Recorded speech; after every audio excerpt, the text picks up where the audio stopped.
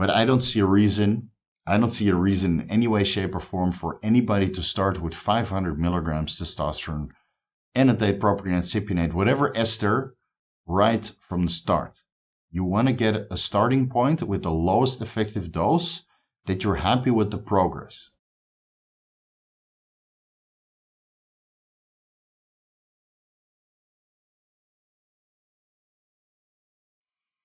Vigorous Steve here. While we're still on the subject of first cycles, and yes, it's going to be the last first cycle video for a while, but while we're still on the subject, let's discuss what I usually do with clients that contact me for their first cycle, so you guys have a little bit of an understanding on how I guide these clients through their journey going from drug-free to enhanced. Because these clients obviously already made up their mind that they want to go on anabolic steroids or perhaps anabolic steroid SARMs, peptides, etc., etc., etc., a whole slew of performance-enhancing drugs that they sometimes contact me with. And of course, I always ask for blood work first. But there's always a little bit of a transition period involved going from drug-free to enhanced, because I like to optimize every vector before starting performance-enhancing drugs, because a lot of guys are simply not there yet. So this video is here to give you a little bit of insight on how I manage this process, and then discuss suitable options for a first cycle, which I feel are reasonably safe, reasonably side effect free, given that the dosage is maintained and tapered upwards as required. Start low and increase as is needed. And it highly depends on the phase that you're in, right? During the off season, you usually only increase the food intake. And during a cutting phase, as strength stalls, we might have to increase the anabolics or peptides or whatever else the client prefers to run at that point in time. So let's just start by the beginning. There's a lot of different things that you can consider before you decide to take hormone replacement therapy or before you jump on a first cycle. I already made a video about that. You can watch that here. So off the top of my head, when the client contacts me, I ask them for blood work. Then I'm going to optimize their sleep hygiene, make sure that they sleep 8 to 9 hours per day. Make sure that sleep is not the limiting factor in testosterone production. Give them a little bit of understanding on how to remove stress from their lives. And some cases that is impossible because you're going through school, university, or a stressful job or stressful relationship, right?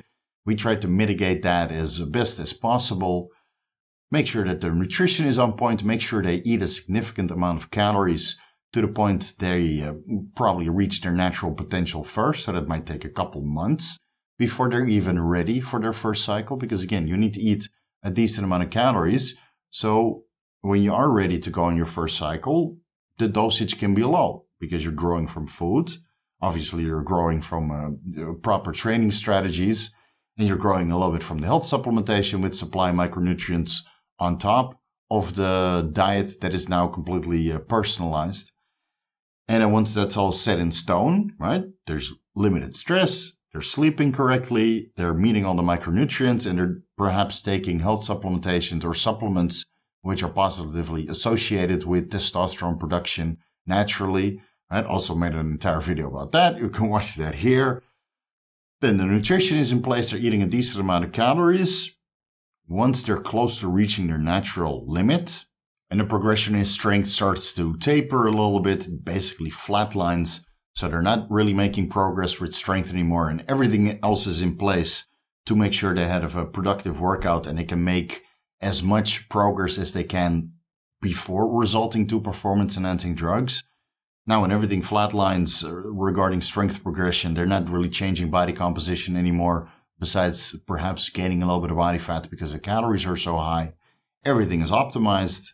The health supplementation, the micronutrient intake, the nutrition, the training, and their stress and everything else that's surrounding their bodybuilding journey or fitness journey has been completely optimized. Then the last thing you can try, which is a performance-enhancing drugs, but the last thing you can try before considering to go on a steroid cycle, which is going to be weeks, maybe months, maybe years in duration, right? Blasting and cruising, that's getting more and more popular nowadays. Usually the last thing I recommend before they make a commitment to performance-enhancing drugs is to run that protocol with ACG, just to assess what their testicles are capable of regarding testosterone production. Again, calories are high, the micronutrients are there, and there's no possible negative feedback due to stress or outside stressors in their lives.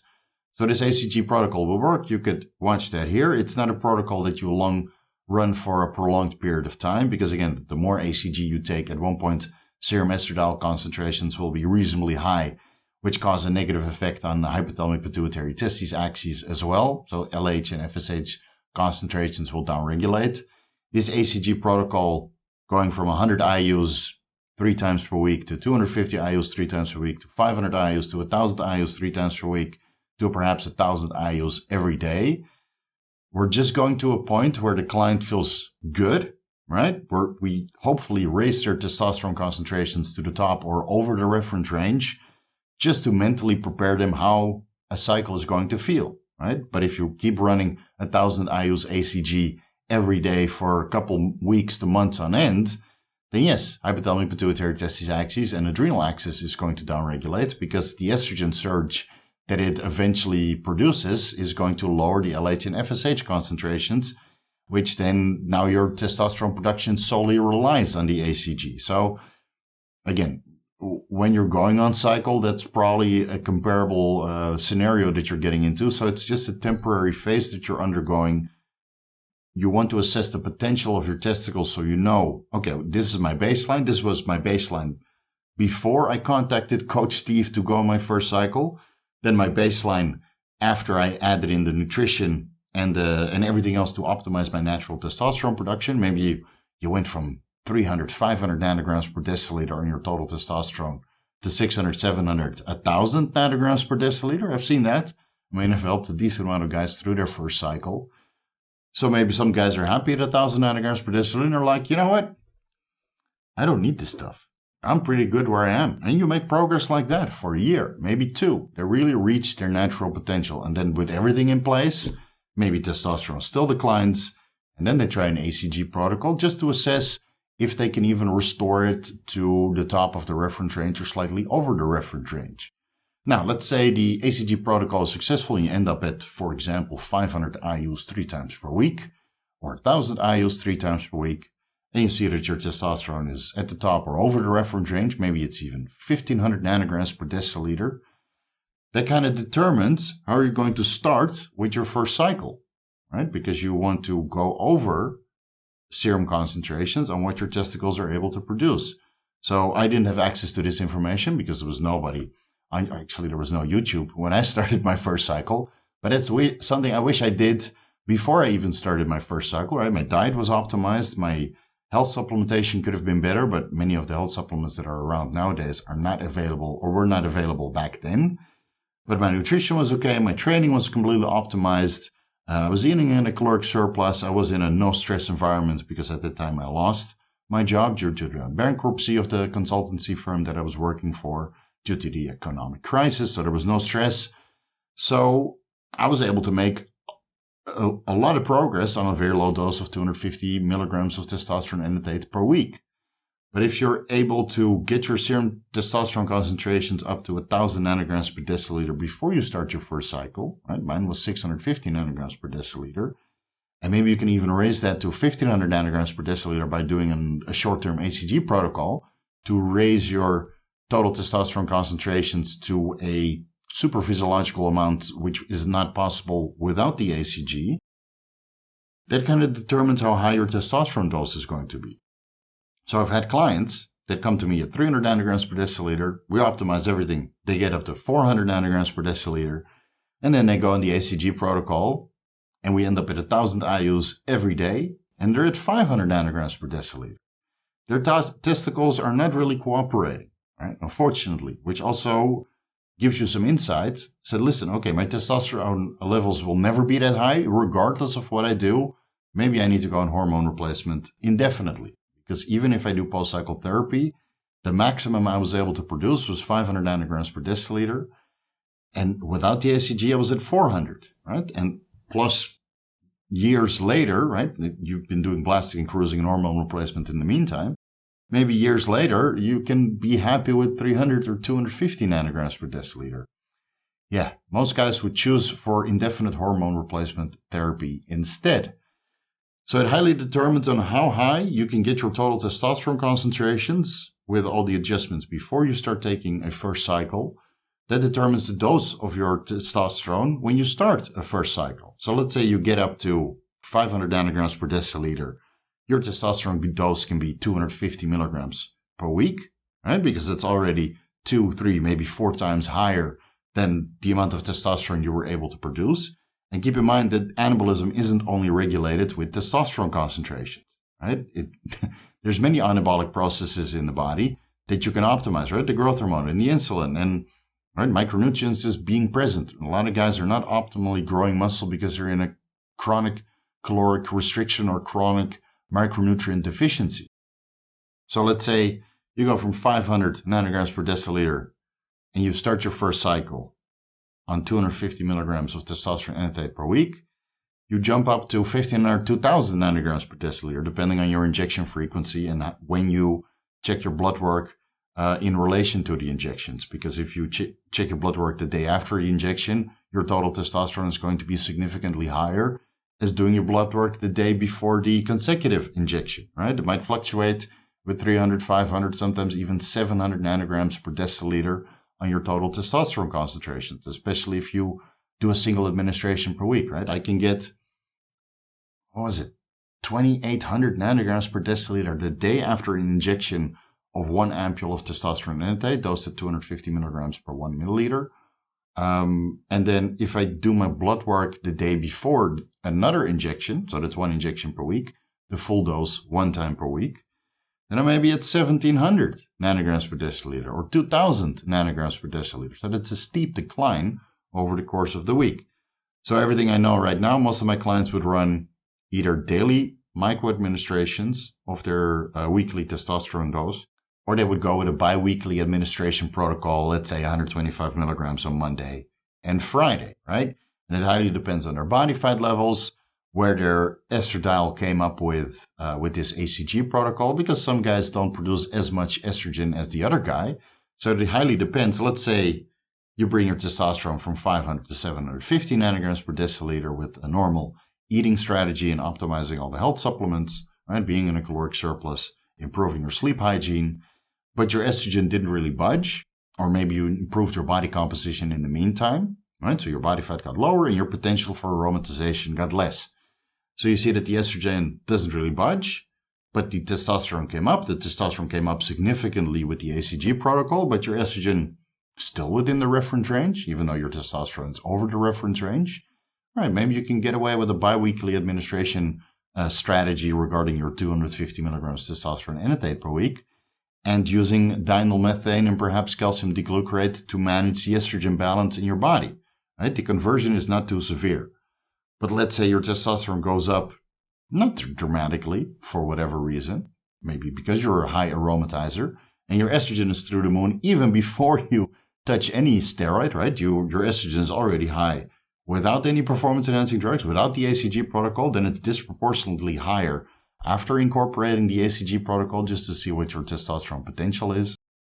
Now it's safe to assume that on your first cycle, without an aromatase inhibitor, estrogen is going to be sky high. So you need to look into a daily administration protocol and manage the estradiol with an aromatase inhibitor like Aromacin or Arimidex, right? Or maybe Arimistane if you're feeling a little bit adventurous and you can't find the Aromacin and the Arimidex online, but you can find the Arimistane, one of those gray area supplement sites, right? There's many different ways to skin the cat and keep estradiol concentrations in range. Now, for first-timers that are reasonably high body fat and you see a high potential for aromatization, I would just take them through a diet drug-free first. And when I say drug-free, that's without the anabolic androgenic steroids, which have a potential for aromatization, but we might still look into growth hormone or a GW1516 or an SR9009 or anything else that could burn body fat without HPTA downregulation, right? You get your body fat levels down to a point where their testosterone is still good, right? You don't want to push it too far that they get into androgen deficient state because they've been caloric restricted for such a long time. And their estrogen came down and is now in a better relation with the testosterone to the estrogen because the body fat is low, right? So you set them up for their first cycle correctly.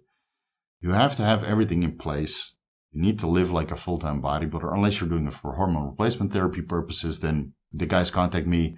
You look at their blood work and you see that their quality of life is too low. And you're like, what? You know what? We're not going to wait, bro. Let's start, with 100, 125, 150 milligrams of testosterone enanthate per week. Improve the overall quality of life so you even feel like investing into training and nutrition and all that stuff. So you stimulate them a little bit with exogenous testosterone. Quality of life improves, and now they have more incentive, more resilience, more motivation to start looking into the nutrition and the training and the health supplementation, and maybe discontinue other lifestyles that are not very productive for health.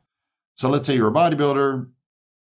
Depending on your testosterone concentrations, you might start with 250 milligrams testosterone enanthate per week, maybe 375 milligrams testosterone enanthate per week.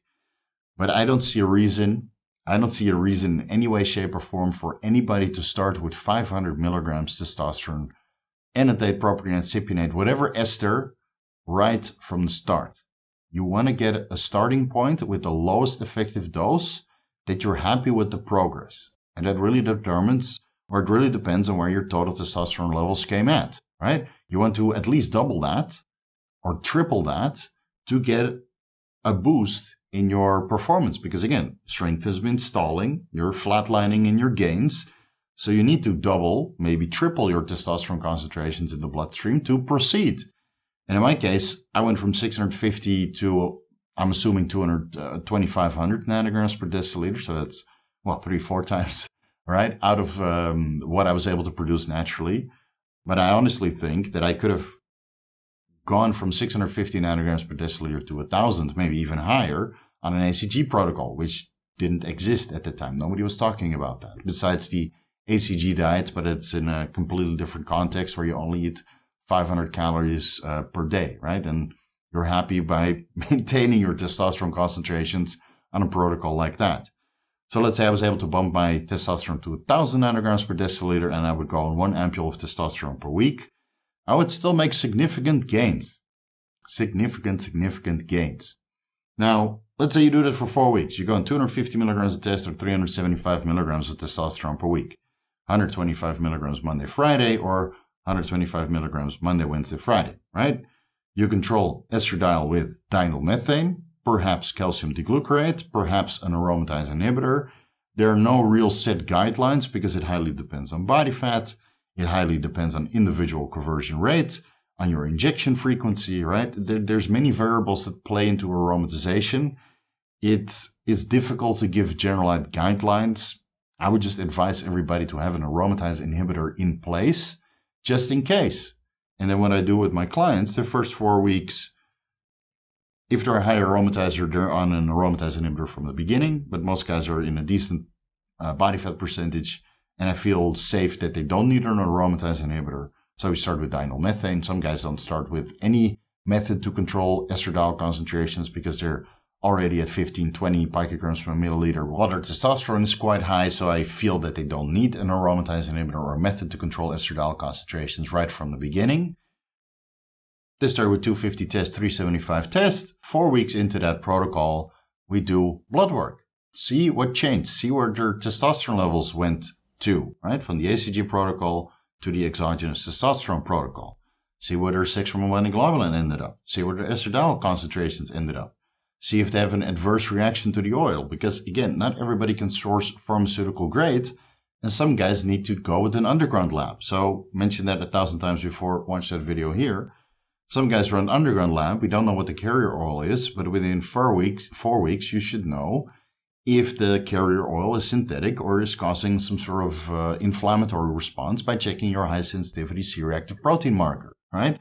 So we check that. Basically, we do just a touch-up to see what has changed regarding starting the exogenous testosterone, right? The lipids we check, see if we need to put additional lipid management in place, whether that's a citrus bergamot or additional fish oil, or adding a little bit of cardio, or perhaps adding in a cardarine, which in some cases is also able to help with lipid concentrations, or maybe result to ezetimibe, right? Some guys, they get horrible lipids already on 250 milligrams a test.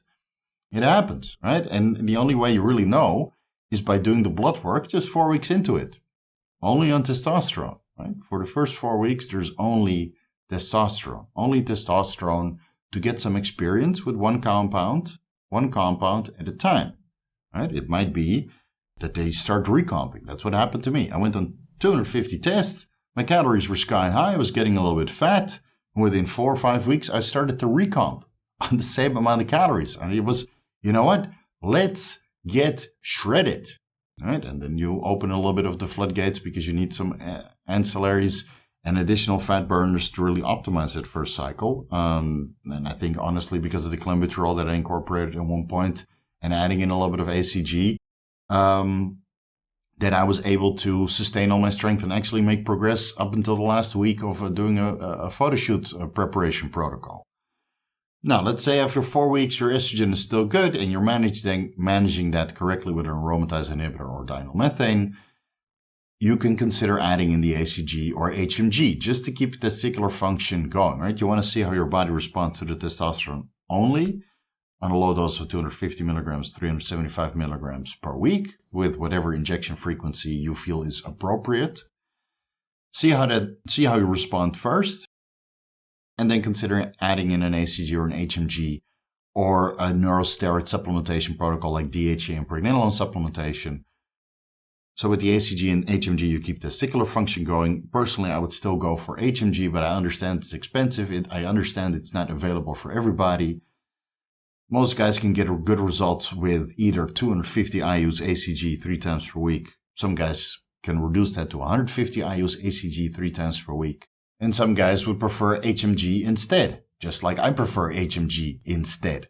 Right? I feel that it's a little bit more beneficial. It's bioidentical. You generally need a lower dose on an IU basis.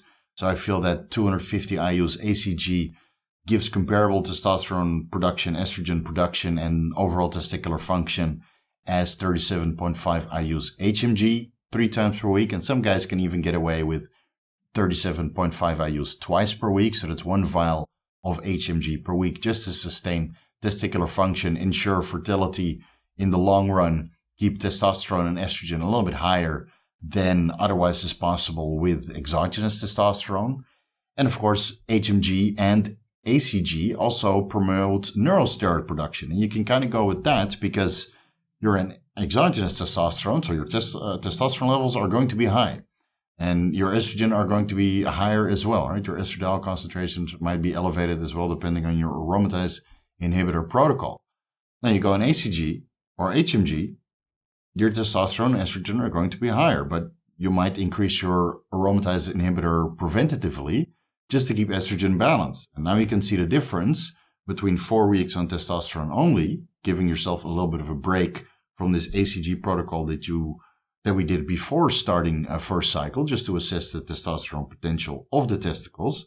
So you give a little bit of a 4-week break because, again, if you end up at 1,000 IUs ACG per day, there might be a little bit of downregulation present, and you need to take a little bit of break to resensitize the luteinizing hormone chorionic gonadotropin receptors to LH or ACG again, right? So you take a 4-week period, enough time to assess how you respond to exogenous testosterone. Once that's determined with blood work, and you have all the parameters to make a decision going forward, you could add in the ACG or the HMG. See how much that raises your testosterone concentrations, and see if that's sufficient to sustain DHEA and Pregnenolone, or DHEA sulfate and Pregnenolone sulfate, or one of the metabolic intermediates, whatever you can test at your lab, because unfortunately not every lab has all these testing parameters in place. Most guys will still be able to do their DHEA sulfate, so you go with that. You assess your DHEA sulfate before you start, then 4 weeks into it, and then see if that declined. And then you add in one compound on top of the exogenous testosterone, and that's the ACG or the HMG, and then you see where your testosterone, estradiol, and DHEA sulfate levels are at 4 weeks on top of that. So now you're already 8 weeks ahead into your first cycle using 2 compounds only.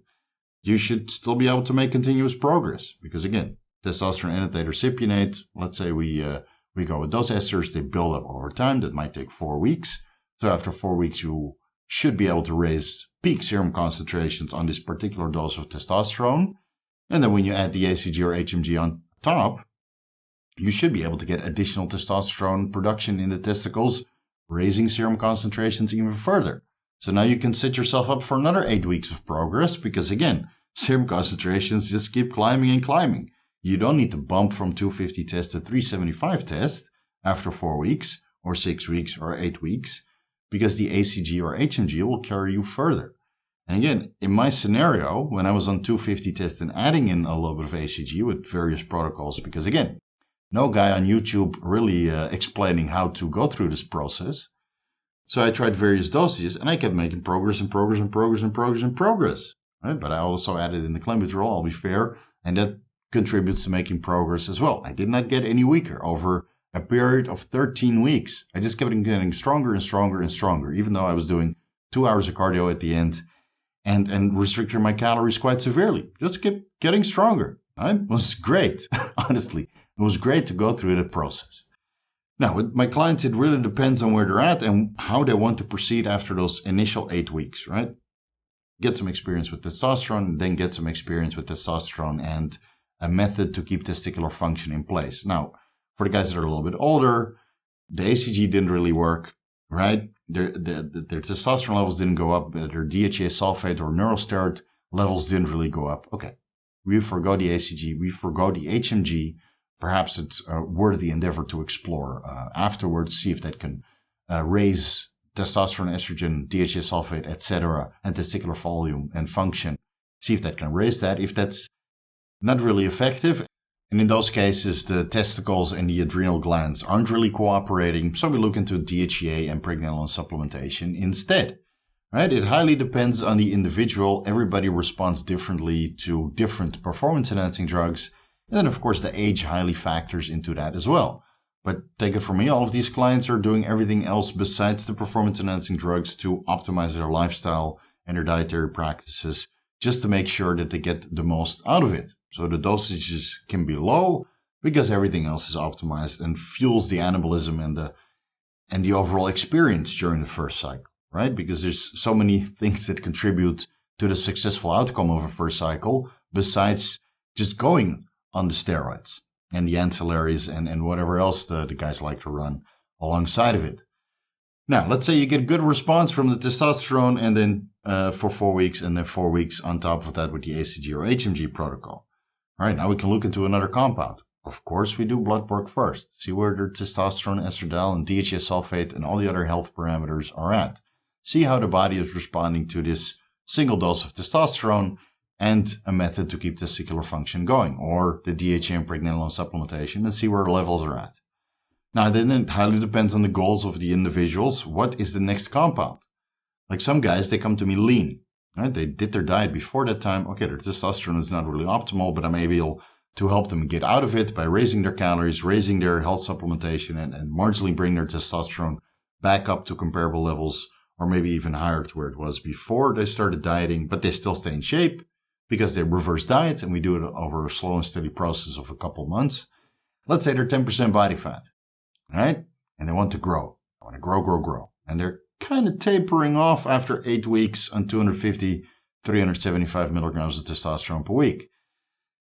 Before I increase the dose of testosterone, growth hormone, insulin, right? These are full-time bodybuilders. They manage every variable.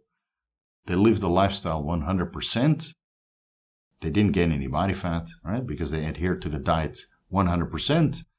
They do a little bit of cardio in the meantime. They help to stay lean. They stay 10% from start to finish, right? And they start to notice a little bit of stalling in their progression, right? The gains flatline again. For example, after 8 weeks, it might take 16 weeks, right? Everybody's different.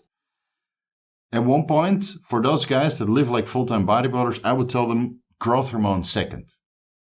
Get a little bit of experience with growth hormone. Maybe start with 1 IU per day, see how much water weight you gain, see how much strength you gain, see how much more sleepy you get, right?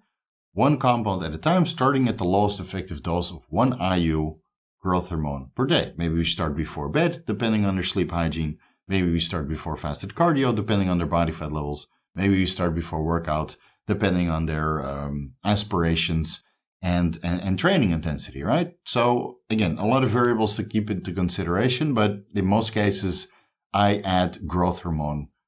Well, not second because that's the ACG or HMG, but it will be the third option or the second true compound which fuels anabolism on top of the testosterone because, well, let's be honest, how much anabolism are you going to get from a little bit of ACG or HMG on top of the exogenous testosterone that you're already taking, right? You start with 1 IU growth hormone, give it 2 weeks to let your body get used to 1 IU of additional exogenous growth hormone, and then maybe bump it up to 2 IUs, right? I feel that 2 IUs of growth hormone is in a good relation with 250 milligrams to 375 milligrams of testosterone per week, right? And then assuming that there's ACG or HMG alongside of that. And even DHEA and Pregnenolone supplementation will raise testosterone and estradiol concentrations in the bloodstream as well. So in this case, there's probably not really a need to adjust aromatase inhibitor dose because that's already been optimized based after the before, during, and before growth hormone blood work, right? The aromatase inhibitor is already optimized. We just add growth hormone in to increase the anabolism and perhaps increase the calories a little bit further because now recovery capability improves. Then we raise that to 2 IUs growth hormone. Now you have a good synergy between 2 IUs of growth hormone and let's say 250 to 375 milligrams testosterone per week. For the full-time bodybuilders out there, I add insulin afterwards, right? They're already outed themselves as living the lifestyle 100%. They make tremendous case on this hormone replacement therapy dose of testosterone, maybe a little bit more generous. They make great progress adding in the growth hormone in. We optimize all the vectors, the diet, the training, the health supplementation, etc. Insulin is next. Now, I'm sure I'm going to get some shit for that, but hey, it is what it is. This is all under my guidance. My guidance to guide them through this process. A lot of guys are already happy on testosterone, ACG, and growth hormone, right? They're already happy. And during this period, they already gained 5 to 10 kilos on top of their close to natural potential. Really, it goes quite rapidly. They gain size significantly with average genetics, right? Because they live like a full-time bodybuilder. Now, maybe they want to push it to the next level. They really want to optimize their off-season. I would look into insulin. There's no guidelines for that. Considering purchasing the Guide to Responsible Insulin Use, you can find that on my website. Right? Or consider to hire me as a coach and I will guide you through that process myself, starting with optimizing your diet and your sleep hygiene and your health supplementation. And then maybe further down the line, the insulin is in the cards for you. If you prove yourself that you're a full-time bodybuilder and otherwise it's not required, insulin is only for full-time bodybuilders. Right? If you're a recreational bodybuilder or would like to look like a bodybuilder or considering to be a bodybuilder in the future, there's no insulin in those scenarios. So let's say you're not in that scenario, you're making good progress with the testosterone, maybe you're still flatlining on gains instead of the growth hormone because you can't afford it or can't sources and you're really not ready to start insulin, add a little bit more testosterone. Made thousands of videos about this already. I'm sure I can find one. You can watch that here about how to incrementally increase your dosage as strength stalls and as you're gaining body fat. So simple guideline. Strength starts stalling, you increase your calories, strength goes up again, you can do that a couple times, and then after a while, you just get fat. That's your cue to bump up the dose. Then as you bump up the dose, you start to make progress again. You don't change your caloric intake, you keep grinding out the same caloric intake until strength stalls again, and you start to recomp. Right? You recomp a little bit, you make the most of it, and in most cases, because you're now on performance-enhancing drugs, you can still make tremendous progress while you're recomping, gaining strength, and dropping body fat. You might be able to do that for 4 to 6 weeks. You might already be into your first cycle at 250, 375 milligrams of testosterone for 6 months because you made caloric adjustments along the way, trying to optimize this 250 or 375 milligrams of test. You milk it. You squeeze the living soul out of this 1 to 1.5 ampules. Because all the other vectors that we do in bodybuilding, they will change your blood work markers, your organ health, everything else. They will change it way more than all the other stuff that we do in bodybuilding, right? So you want to increase those last. Now, let's say you've been doing this for a while and you increase your steroids or you increase your testosterone. You can keep increasing this in a step-by-step fashion until you reach a point where the dose gives you too many side effects, right? But let's be honest. At one point, you get bored of testosterone and you want to look into something else, right? You feel you made the most amount of progress on this testosterone and ACG protocol, or testosterone, ACG, and growth hormone, or testosterone, ACG, or HMG, and growth hormone and insulin, and perhaps IGF-1, right? You optimized all those vectors, all the growth pathways, those are kind of optimized with bioidentical hormones. Wrote an entire ebook about that. Guys, I would highly advise you to give that a read, because your blood work will still be good even at higher dosages, because you're managing every vector that is bioidentical before you start to dabble with all these exotic compounds that have far more, of course, they're more pronounced regarding muscle gain, but they also come with side effects, unique side effects, or more pronounced side effects on a comparable dose of testosterone, which might not yield the same amount of anabolism, right? Again, everybody will respond differently to different compounds as well. So personally, what I do with most of my clients, we optimize all the bioidentical hormones first, get a fundamental understanding of how testosterone affects blood work in the body and anabolism in general, then the growth hormone, while the ACG is somewhere in between, or the HMG, then the insulin, and perhaps IGF-1. In the meantime, you can make a tremendous amount of progress on these compounds alone. But of course, at one point, you'd like to dabble and experiment and get a little bit more experience with other performance-enhancing drugs. Then maybe start Primobolan if they can source pharmaceutical grade or the underground lab is reputable. Start depending on their aromatization, the experience that we got with their testosterone and the aromatase inhibitor dose.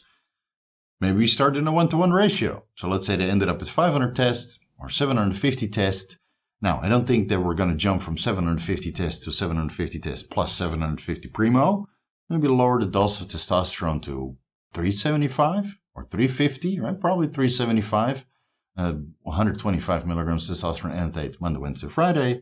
And then we add 1 ampule of Primobolan on top of the testosterone injections. Now you have 300 milligrams primo and 375 tests, right? Highly depends on the individual, how their aromatization is, if they can even source Primobolan.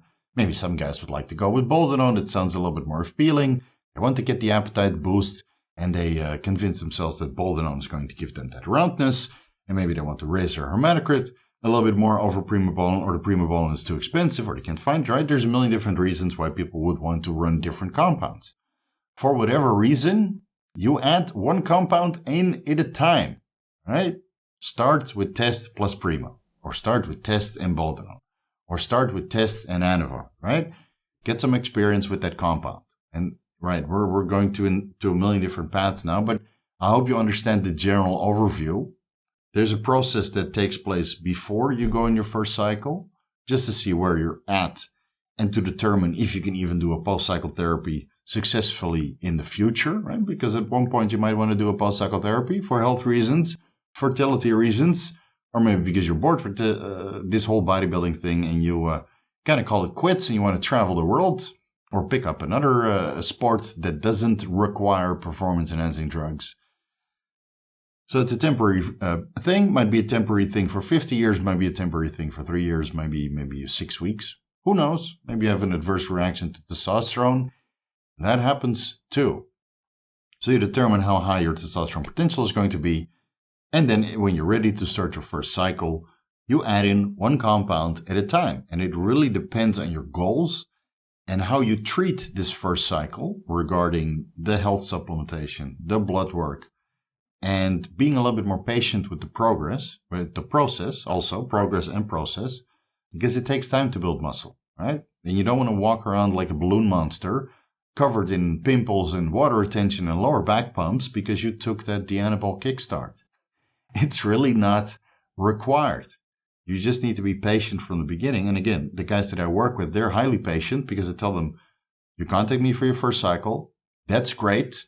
Let's try a couple things first before you're even in a position to do your first cycle correctly. And then once you've solidified yourself as a bodybuilder, or at least take this stuff very, very serious, treat it like a job almost, then you can make tremendous progress on a very, very low dose. Just like I make great progress on a very, very low dose. And even considering I did not know as much as I do now, I feel that I still made tremendous progress during my first cycle. And that's what I always try to repeat with the clients that contact me specifically for their first cycle, is that I want to have the best possible experience with their first cycle, right?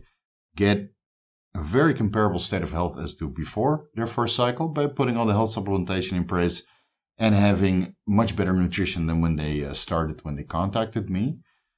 And through that process, you can make tremendous results just by ensuring health.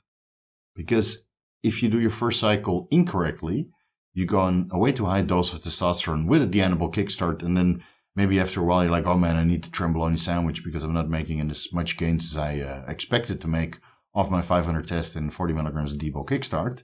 So I need to get in the trend, on the trend train. It's because you're unhealthy now. And you can simply not make the progress you make if you're in an unhealthy state. Or you're covered in side effects and you're trying to take another compound to mitigate the side effects, which shouldn't be occurring in the first place because of improper cycle design and not having everything in place, like the diet, the health supplementation, the nutrition, sleep hygiene, low stress levels, etc. All right, getting a little bit off track, but I'm sure you guys understand this. Step by step, add one compound in at a time to determine how your body responds. And then find compounds that complement your goals. We don't run trend for the sake of running trend. We run trend for a particular goal. And that is in a scenario of contest prep and perhaps the off season. An off season where you're already so developed, where you might actually need a load of Trenbolone just to progress you further, right? And we're talking about a very low dose, an effective dose, an innocuous dose of Trenbolone where you don't get the night sweats, don't get the tren cough, don't get the anger management issues and all the other side effects which are associated with tren. Just a little bit of tren to keep the gain train going when you're reaching that absolute high plateau and you want to take your body to the next level. But if you're a beginner, use the beginner steroids that are reasonably safe, that don't have tremendous negative health complications, or at least ones that you can mitigate through particular practices, and then build your way up, either in dose or in compounds with considerably more side effects. So I wish somebody explained that to me. Don't do tren on your second cycle, Steve. Again, I did tren on my second cycle because we went on the message board where Trenbolone was glorified. We didn't have the information at that time to forego tren until your second, third, or maybe never. Honestly, wish I never took it, but at least I have the understanding on how to use Trenbolone and how to mitigate the side effects even at higher dosages. Step by step, drug selection is dependent on goals.